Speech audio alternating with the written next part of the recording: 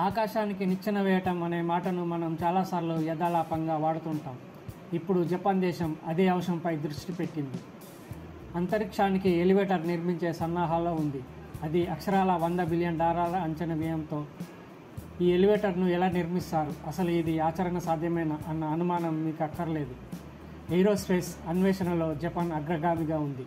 అలాగే robotics, biomedical research, natural science విభాగాల్లో global లీడర్గా వ్యవహరిస్తుంది.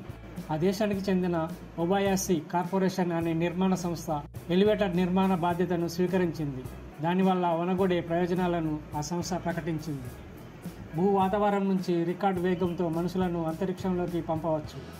అంగారక గ్రహం మీదకు వెళ్ళటానికి ఇప్పటి మాదిరిగా 6 నుంచి 8 నెలల సమయం అక్కర్లేదు. కేవలం 40 రోజుల్లోనే అక్కడకు చేరగలుగుతామని సంస్థ చెబుతుంది. ఇంత పెద్ద భారీ నిర్మాణం చేపట్టడానికి తగినంత స్టీల్ అందుబాటులో లేదు. పైగా వాతావరణంలో ఒత్తిళ్లను తట్టుకోగలిగినంత దృఢత్వం ఉన్న మెటీరియల్స్ అవసరం అవుతాయి. అందుకే ఒబాయాసి కార్పొరేషన్ కార్బన్ నానో ట్యూబ్లను ఎంచుకుంది. అవి చుట్టిన గ్రానైట్ లేయర్లు. స్టీల్ కంటే గ్రానైట్ లేయర్లు తక్కువ బరువు ఉంటాయి. అవి విరిగిపోయే అవకాశాలు తక్కువ. కార్బన్ నానో ట్యూబ్ల వ్యాసం మీటర్లో బిలియన్ వంతు ఉంటుంది. ఇంతవరకు ఎవరు కూడా 2 అడుగుల కంటే పెద్ద నానో ట్యూబ్ను రూపొందించలేదు. ఇప్పుడు నానో ట్యూబ్ల ఆధారంగానే ఎలివేటర్ నిర్మాణానికి ప్రణాళికలు రూపుదిద్దుకుంటున్నాయి. ఎలివేటర్లో నానో ట్యూబ్ 60,000 మైళ్ళ పొడవున ఉంటుంది. వీల్ లిఫ్టుల ద్వారా అది మనుషులను, సామాగ్రిని రవాణా చేయగలుగుతుంది. వాటిని క్లైంబర్స్గా పిలుస్తారు. భూమి నుంచి 22,000 మైళ్ళ ఎత్తులో స్పేస్ షిప్కు కార్గో నానో ట్యూబ్లను అమరుస్తారు. థ్రస్టర్ దాని కొసకు జోడించబడుతుంది. అదే సమయంలో స్పేస్ షిప్ భూమికి దూరంగా జరుగుతుంది. సంస్థ వేస్తున్న అంచనాల ప్రకారం 8 నెలల తర్వాత కార్బన్ నానో ట్యూబ్ భూమి ఉపరితలానికి చేరుతుంది. అదే సమయంలో స్పేస్ షిప్ తన తుది గమ్యం 60,000 మైళ్ళకు చేరుకుంటుంది. ఇది ట్యూబ్కి కౌంటర్ వెయిట్గా ఉపయోగపడుతుంది.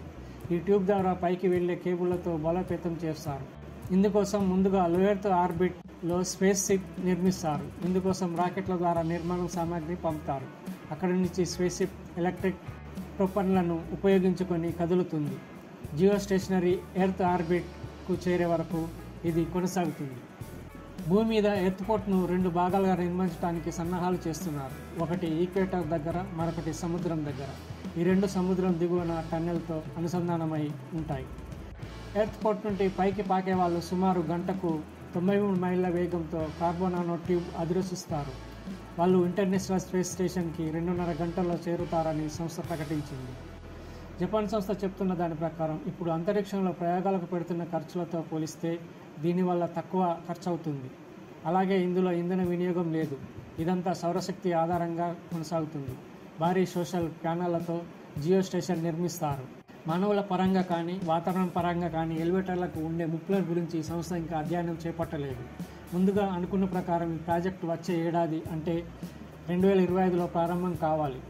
ప్రస్తుతం R&D పైన, పార్ట్నర్షిప్ బిల్డింగ్ పైన, ప్రమోషన్ పైన దృష్టి పెట్టారు. ఇందుకు మరికొంత జపమయ్యే అవకాశం ఉంది. ఏది ఏమైనా ఒక రోజున మానవాళి ఈ ఎలివేటర్ ద్వారా అంతరిక్షంలోకి అడుగు పెడుతుంది.